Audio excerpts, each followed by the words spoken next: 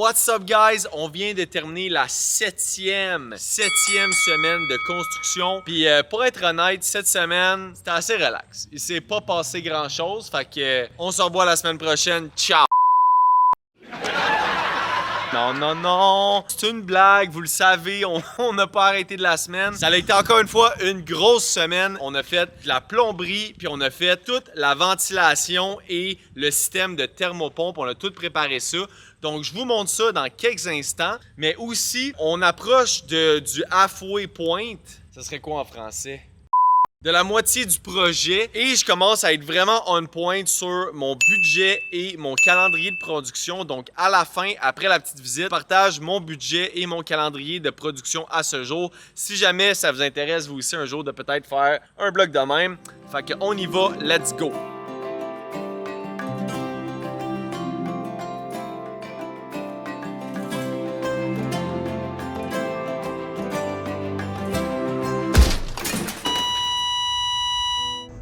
Oh non!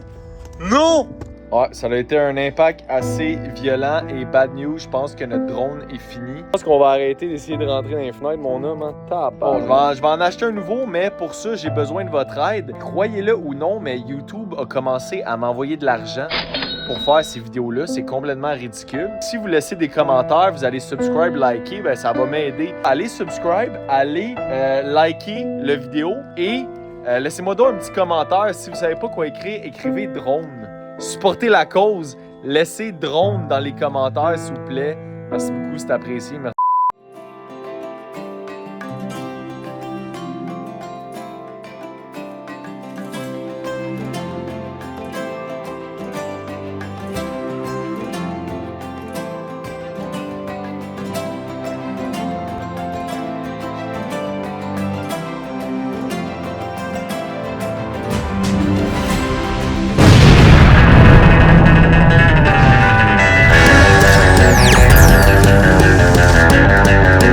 Alright, let's go. Il fait chaud, il fait beau.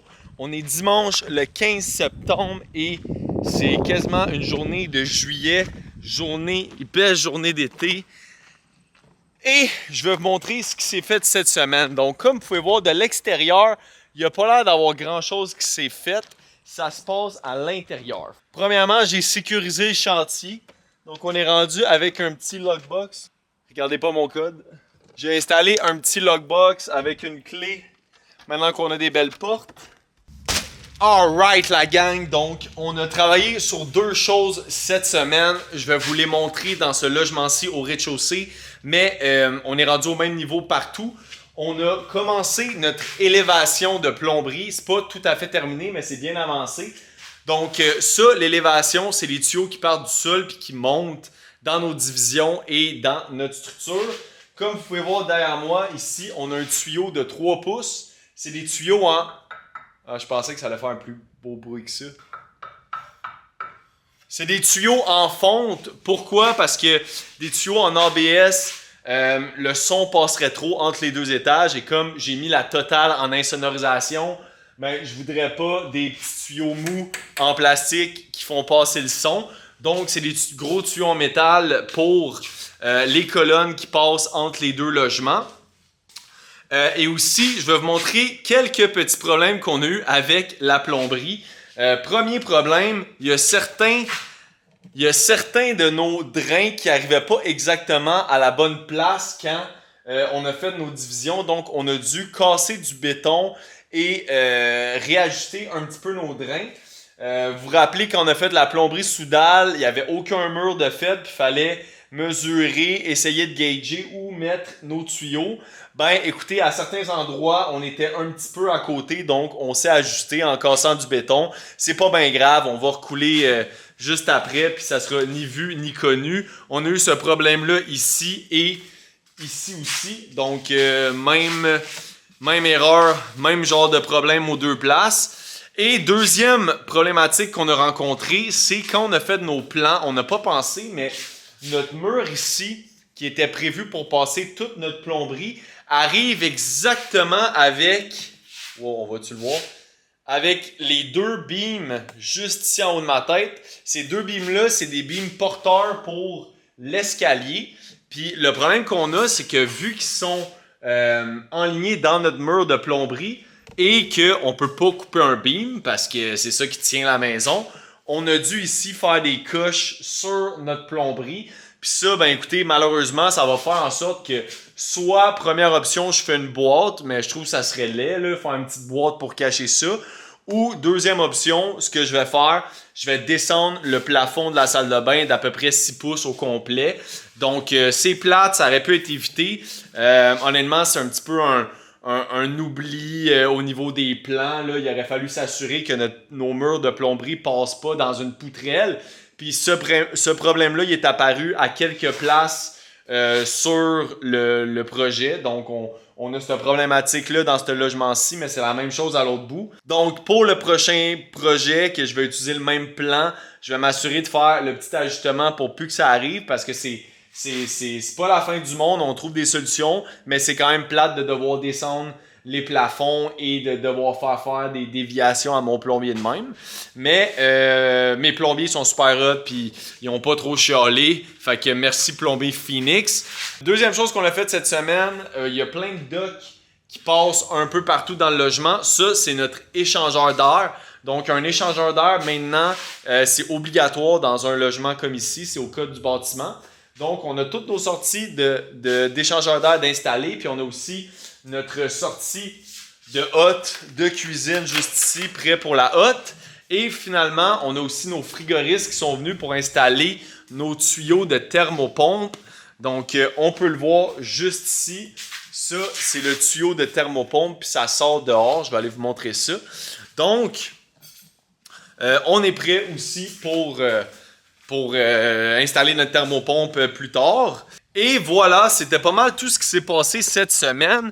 Honnêtement, ça n'a pas été la semaine la plus occupée jusqu'à maintenant. C'était quand même relax. Puis c'est un peu ma faute. Ben, c'est un peu ma faute. C'est quand même pas pire là, de faire un siplex en 16 semaines, mais je réalise que j'aurais pu aussi faire rentrer mon électricien en même temps que le plombier et le gars de ventilation. Je l'ai pas fait parce que je voulais pas que tout le monde se pile ses pieds, mais la réalité, c'est que avec un siplex, ben il y a tellement de logements, il y a de la place pour travailler, les gars se pilent pas ses pieds, donc si c'était à refaire, je ferais rentrer mon électricien en même temps pour gagner encore plus de temps.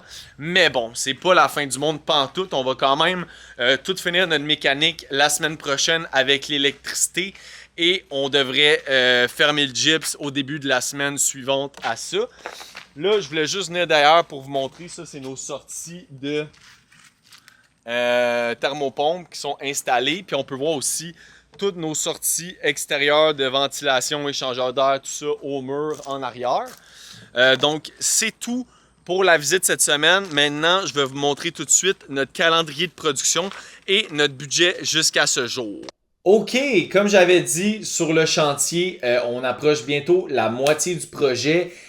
Et je suis très fier de dire que je suis on budget et on time. Hein? On n'est pas habitué d'entendre ça dans la construction on budget, on time. Mais voilà, quand on est bon et que le projet est bien géré et que bon, c'est bien planifié, on y arrive. Donc, à l'instant, je vous présente mon calendrier de production et mon budget. Et on est rendu au stade dans le projet où, avec toutes les grosses dépenses qui ont été faites, avec les soumissions que j'ai, je suis rendu très confiant que je vais vraiment être proche du coût de construction que je vous présente à l'instant. Et la même chose s'applique pour le calendrier. Donc, let's go! Alright, donc commençons par le calendrier. Je vais vous expliquer étape par étape ce qui s'est passé sur le projet et ce qui s'en vient. Donc, ce qu'on regarde en ce moment, c'est le mois d'août. Donc, on peut voir qu'on a commencé fin juillet, début août avec une première semaine d'excavation. Ensuite de ça, on a fait notre coffrage et nos fondations. Ça, c'était la semaine 2. Vous pouvez suivre les numéros de semaine ici. Donc, la deuxième semaine, on a fait nos fondations. On a dû arrêter une journée pour la pluie. Ensuite de ça, on a fait le remblai. Après avoir vu comment ça a été, j'aurais dû prévoir plus que 3 jours, mais bon, on s'en est tiré. 3 jours de remblai, 2 jours de plomberie sous dalle Et ensuite de ça, on a rentré dans notre charpente. Ça, la semaine 4, on a eu beaucoup de pluie au Québec. Donc, on a eu 2 jours de cancellés. Puis, c'est là qu'on a commencé à monter notre structure. Ensuite de ça, semaine 5, on a continué. Puis là, c'était vraiment la grosse semaine où on a assemblé tous nos murs préfab. On a fait aussi notre toiture cette semaine-là. Là, on a été capable de tout faire ça en 2 semaines parce que c'était des murs préfab, mais avoir eu une structure à assembler au complet, je pense que ça aurait pris 2 semaines de plus de charpentier menuisier, donc à prévoir. Ça, c'était la fin de la 5e semaine. 6e semaine, encore une fois de la charpente, on a fait nos fenêtres, on a fait notre dalle de béton. La 7e semaine, c'est la semaine que je viens de vous montrer, plomberie, ventilation. Bon, maintenant pour la suite. La semaine prochaine, je prévois faire toute mon électricité puis ma préparation pour le gyps. Donc ça inclut la laine giclée et les barres résilientes. Je vais avoir un petit peu de temps pour continuer lundi le 23 aussi. Puis ensuite de ça, je vais recevoir mon gyps. Puis on va commencer l'installation du gyps et le plâtre. Ça nous amène à la semaine 10, la première semaine d'octobre. On va continuer le plâtre, puis en même temps de faire le plâtre, au fur et à mesure que je vais avoir des unités de prêtes, je vais commencer à faire passer mon gars de céramique qui va faire une salle de bain à la fois tranquillement, pas vite. Et ensuite de ça, ça va être ma menuiserie de finition, donc toutes les portes. Je vais recevoir mes portes, je vais installer toutes mes portes, tous mes cadrages. Moi, étant un peintre, puis voulant maximiser mon équipe de peinture, j'aime mieux faire la peinture juste une fois que toutes les portes, tous les cadrages sont installés. Comme ça, on peut tout faire au gun, puis ça va vraiment plus vite. Fait que je vais installer ma menuiserie de finition, mes portes, puis après ça, je vais faire la peinture. Là, vous pouvez comprendre que ça, c'est comme un horaire pour que je me comprenne dans mon exécution, mais en même temps, il y a des journées qui chevauchent. Là. Le plancher, ça prendra peut-être pas juste 2 jours, mais par le temps qu'il passe 2 jours, s'il reste 2 logements, ben, on peut amplement commencer les travaux dans les 4 autres logements. Là. Donc, c'est juste les grosses lignes directrices. Et la 13e semaine, ben, ça va être ma menuiserie de finition. À ce moment-là, ça va être mes corderons puis les garde-robes que je vais faire. J'ai même prévu 2 journées de buffer. Bon, je vous garantis que ça sera pas des vraies journées de buffer, mais c'est pour vous dire que j'ai un petit peu de jeu encore. Puis ensuite de ça, 25 octobre, grosse date, on reçoit nos cuisines. On va installer nos cuisines, on va faire notre finition de plomberie, finition électrique.